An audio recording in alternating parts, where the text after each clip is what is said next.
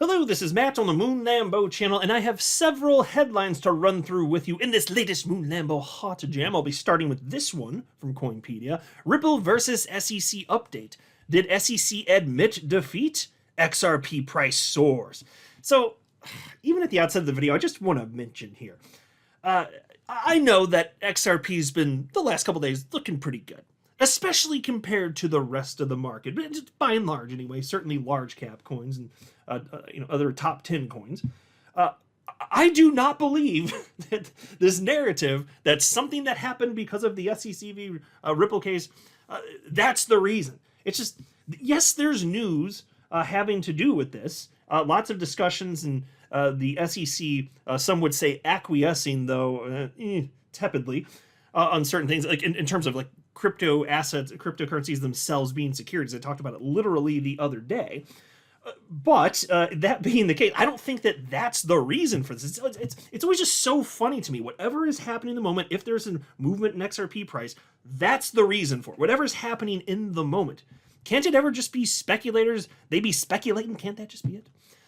And then we have this headline from the Daily Hodl. Coinbase CEO Brian Armstrong says crypto payments will go the way of instant messaging as friction vanishes. And so you'll see what's being discussed when I get to that part of the video. But the reason I want to highlight this is because the type of stuff being discussed by Coinbase CEO Brian Armstrong, it's literally on multiple fronts stuff that we in the XRP community were discussing the better part of a decade ago and recognizing that XRP is good for these things.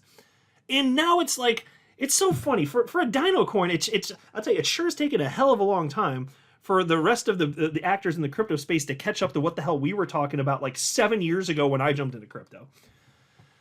We also have this from the Cointelegraph, which hates XRP, and apparently all of us. SEC crypto overreach cost small investors $15 billion. John Deaton. Now, the article itself actually isn't bad. It's just interesting to see any sort of positive coverage that even references XRP, given their historically the fact that they just clearly despise us. And then we have this from Cointelegraph, and I'll save this for the last part of the video since it's not XRP specific, but I haven't provided an update on SBF, that cucumber-loving son of a bitch. But here we have a headline from Cointelegraph. Sam Bankman-Fried files appeal for felony conviction. So, and nobody's surprised by that, though, right? So as far as this first story, I'll just note that I shared in a video just the other day, and I'm sure a lot of you are aware of this by now because it made headlines. The SEC acknowledged in a footnote, but still made headlines, they acknowledged in a footnote, and I believe it's the Binance case, that, the term crypto asset security, it's actually just shorthand for this idea of, people creating a scheme, basically the Howey test, right? The criteria for the Howey test, and investment of money, expectation of profit, common enterprise, that whole thing.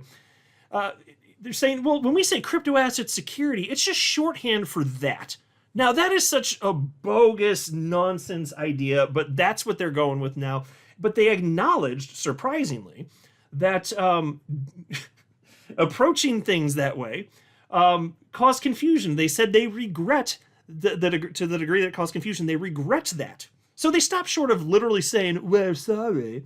Now, that'd be an empty apology even if they did it anyway. But they did acknowledge, yeah, we done messed up. That's that's the sentiment anyway, right? And so this headline here, again, Ripple v. SEC, did the SEC admit defeat? XRP price soars. Again, the narrative doesn't make sense. It's one of the key points I want to make here. But there was this post that they highlighted in the article from XRP community member and attorney Fred Rispoli. And so the piece reads as follows. Attorney Fred Rispoli has criticized the SEC's recent actions, calling its investor alert a scam in a post on X. Rispoli pointed out that the SEC continues to use the term crypto asset securities in its filings, despite telling a federal judge that the term doesn't exist. This highlights the growing frustration with the SEC's unclear stance on crypto assets. And so, look, I've literally been saying for years at this point, there is no such thing as a crypto asset security. It's a phrase that these stupid ass attorneys at the SEC keep saying with their stupid face holes, but it's not a thing that actually exists. It literally does not exist. They're saying it. That doesn't make it become into existence. Doesn't mean a damn thing, and it really burns my biscuits, son. But they keep doing it. And so the funny part is the other day, when the SEC was like, they didn't say, we're sorry. This is close you're going to get. We regret the confusion, that comment. On the same day, they're still using the term crypto asset security. Oh my God. What fresh hell is this? What is this world that we're living? How are these real humans that really exist? What is wrong with them? And so here you can see a post from the official SEC account on X. They use the term right here where I'm circling. Crypto asset securities. Right there on X. On the same damn day that we're like, oh yeah, we regret if it caused confusion because it caused confusion. And they're still using it. So that was reposted by attorney Fred Rispoli. And Fred wrote the following. This post in and of itself is a scam, as the SEC the same day swore to a federal judge that there is no such thing as crypto asset securities. I have requested this be community noted. How is this real life? This is so stupid. And in other news that grinds my gears, I mean, I'm happy that people are getting this, but what's being talked about in this article, and I want to go through it because it is neat, actually. These are ideas that we were talking about 7 years ago in the XRP community. 7 freaking years ago. And they're still good ideas and it still makes sense, but my God, this isn't fresh stuff. And XRP has been capable of, and see, that's the neat thing though. I know they're not talking about XRP or the ideas. We've been talking about XRP being able to accomplish these things. This is part of the reason, a huge part of the reason that XRP has for its entire existence been in the top 10 coins by market cap. People get that XRP is technologically sufficient. It's good, broadly speaking, for payments. And it was born in a time when that was rare. XRP was created by Bitcoin developers, early Bitcoin developers who liked Bitcoin, really admired it, were like, this bitch ain't gonna work. I mean, not for the intended purpose of, performing as a peer-to-peer cash system. Not on layer 1, certainly not. And so David Schwartz and Jed McCaleb and Arthur Brito, they decided to build a better version of Bitcoin, and they called it XRP. And there's all sorts of stuff you can actually do if you just have a layer 1 technology that freaking works. And as it turns out, the world cares about that. Because if XRP weren't functionally capable, it would not still be in the top 10 coins by market cap. Sure as hell it wouldn't be, especially after being attacked by the SEC literally for years. It's amazing it's still in the top 10 coins by market cap. Doesn't that tell you something? That's the entire world of speculators being like, no, XRP, it does make sense. That's them screaming at you, yeah, it makes sense. So the piece title again here, Coinbase CEO Brian Armstrong says crypto payments will go the way of instant messaging as friction vanishes. Coinbase Chief Executive Brian Armstrong thinks crypto is the best payment rail option in the world. Well, I can't dispute that.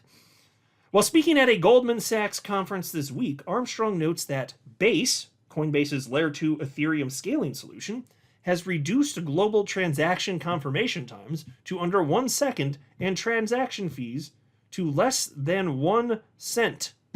How about that? Look, this is the good news is XRP has not literally first mover advantage, that was Bitcoin, but one of the first, and arguably the first that actually freaking worked right out of the box, layer 1. Yeah, that would be XRP. And as it turns out, once technology becomes entrenched in life, it's hard to remove a standard, a technological standard. It can happen, but usually you need something that is an order of magnitude, however many fold, way better in order to supplant it. And XRP has been here just about from the beginning. Good luck getting rid of it, even if you wanted to, I mean, just effectively real-time transactions, because, Ledger closes every 3 to 5 seconds, and transactions so cheap, it might as well be free. Anyway, piece continues, though. Check this out. Look at the use cases they're talking about. It's hilarious to me. The Coinbase CEO argues fast and affordable payments are in the process of enabling a new category of applications. And he said, quote, if you had fast, cheap, and global payments, what might that allow people to do? Maybe sometimes on social media, people click the like button or they upvote/upload something. Why can't that be a small transaction, right? Today in the US, people get paid every 2 weeks for their paycheck. Why shouldn't you get paid every hour? maybe this whole idea of payday lending could go away, end quote. Oh, folks, he's right though. So I read that and I was just like, oh my God, we literally in 2017 we were talking, literally in 2017. And they're just now getting around to recognizing this in 2024. Do you guys remember Coil? For those of you that were around back then, I'm willing to bet that you do. Now, Coil was a business that was basically streaming money in real time. That's basically what, just like you can stream Netflix, media content, whatever. It's streaming money in real time. And so money would stream as you're consuming content, whether it was maybe a blog that you're reading or a video that you're watching, it would literally just stream in real time. And to me, that idea always seemed like something that would be desirable by a certain percentage of people. And I don't know what the percentage would ultimately be, but because right now, like, what are your options? It's like, you have the advertising model, where if content's free, then you're the product basically, or there's paywalls, and then you have how many things do you want to subscribe to, right? And so it's not that those things would necessarily ever go away. There are always people that want free stuff and not pay for it, and then there'll always be people that are happy to be inside of something that's exclusive behind a paywall. I'm not saying that goes away, but what about a third option? What about a third option where you don't have to subscribe to every damn thing under the sun if you just want to read one freaking article from like the Wall Street Journal or something, whatever the publication may be, or you want to watch a video from some sort of content creator, but you don't want to pay to be behind a paywall. Well, what about just having a subscription to where maybe there's some sort of monthly fee, like what Coil was trying to do, and then as you're consuming it, just tiny bits get streamed to the content creators. Wouldn't that be a nice third option? And so Coil, the business model, it didn't succeed, and maybe the business model itself wasn't good, but I still don't think it means, or they were too early. Like, they absolutely could have just been too early. But I don't think that means that the idea isn't valuable, but they were literally streaming XRP in real time. And so here you're talking about getting paid. Yes, duh. Crypto's amazing, and XRP already can do this, and it could do it like almost a decade ago. I mean, technically, so with its attributes, it could have upon inception. But what I'm saying is, you need to build something. You need to build software around it. That's what I meant. That's why I was saying, like, that's what Coil was trying to do. And again, I know the business didn't fail or did fail, but it doesn't mean it, like, the concept itself was necessarily a bad idea. In fact, I'll not be surprised to see in the future that something like that is adopted, whether it's with XRP or something else. But all that to say, and this is the reason I wanted to cover this, we were talking about this so damn long ago, and yes, of course we were correct. And so in this case, he's talking about paychecks. Fine. But if you're going to do that, it's because you have the capability, the technological capability to stream money in real time. That is valuable. Piece continues. Armstrong says a decentralized global payment system that is fast and affordable could reduce a significant amount of the friction in the economy. And he said, quote, even small amounts of friction that are reduced, you see huge increases in adoption. For instance, text messages used to cost 25 cents. Oh, I'm going to pause and say, I'm old enough. I'm 41 now. I'm old enough that I remember that. I remember paying, I thought it was like 10 cents a message, but 25 cents, whatever the number is, that's ridiculous. You send a message, 25 cents, here's a quarter, which was worth a lot more back then, by the way. Which, it sounds silly, especially if you didn't live through, but yeah, it was literally it's on your phone bill. There's another quarter for every single thing you got. And even if you received a message, so like if you receive a message and you don't open it, you don't get charged. But if you receive it and you open it or accidentally open it, that's a quarter. I remember living through that stuff. It's kind of hilarious in hindsight here. But anyway, so he says, for instance, text messages used to cost 25 cents. There were about 25 billion text messages a day at its peak. Today, with WhatsApp and iMessage and things that are now free, there are hundreds of billions of messages sent every day. So you can get an order of magnitude increase in activity just by taking out a small amount of friction. And that happened in messaging. That's now going to happen in payments. Folks, does he not sound like a Ripple executive from like almost a decade ago? He's right. I'm agreeing. But see, the cool thing for XRP holders is XRP was one of the first movers. It has become a standard to whatever degree. It's a fixture in crypto. I mean, there's no denying that. XRP's just here. It has actual liquidity, actual developers, and actual community, actual enterprise usage. Yeah, on a global scale, absolutely. So if these things are things that are going to be valuable, why wouldn't XRP have a piece of that? And why wouldn't XRP be long-term viable? Well, it is. That's the coolest damn thing. And that's the reason I wanted to highlight this article. I read it and I was just like, oh my God. I feel like I just traveled back in time. I really do feel like you guys are just now getting this. You're now getting this. And of course, the reason broadly that, speaking, that it wasn't discussed way back in the day is because there were a bunch of Bitcoin maxis and Bitcoin couldn't do it. And they didn't like XRP. And they lied about it. They didn't want it to succeed, but it did succeed and they couldn't stop it. They didn't stop it. Isn't that something? And now, after all this time, Bitcoin couldn't do it, but XRP could do it. Now this time passes, and now there are other coins that can do it. And fine, it's not a winner takes all. There's going to be all sorts of coins, and there are all sorts of coins that will succeed and be long-term viable. But XRP is one of them. That's my point. And then we have this headline from Cointelegraph. I'm going to be brief on this because it's covering something that I mentioned literally the other day. I just thought it was nice that Cointelegraph paused. They stopped being a bunch of jackasses writing negative articles about XRP, which they're known for that. They are known for that. To write something that was actually supportive about John Deaton, who is obviously pretty much a hero in the XRP community for damn good reasons. But really more broadly in crypto. I mean, I think it's fair to say that. But the headline here again, SEC crypto overreach costs small investors $15 billion. And I literally covered this, I guess it was the day before. I'm not going to reread it, so if you want to read this, feel free to pause. But I just thought it was interesting and nice and good that Cointelegraph actually had an article, and XRP was mentioned in it, and they didn't crap all over us. It's kind of rare. I'll take what we can get there, right? But it is true. It was absolutely outrageous. You know, XRP holders got hosed when the SEC attacked Ripple, effectively attacking all of us. $15 billion, folks. And then there's this Sam Bankman-Fried, that cucumber-eating son of a bitch. Little butt nugget with a fro. Sam Bankman-Fried files appeal for felony conviction. Lawyers representing former cryptocurrency exchange FTX CEO SBF, Bankman-Fried, have filed a long-anticipated appeal for his conviction on 7 felony counts and his 25-year prison sentence. In a September 13th filing in the United States Court of Appeals for the Second Circuit, SBF's lawyers filed a 102-page brief claiming that the former FTX CEO was never presumed innocent, that's a quote, subject to scrutiny that allegedly affected prosecutors, the presiding judge, and treatment by the media.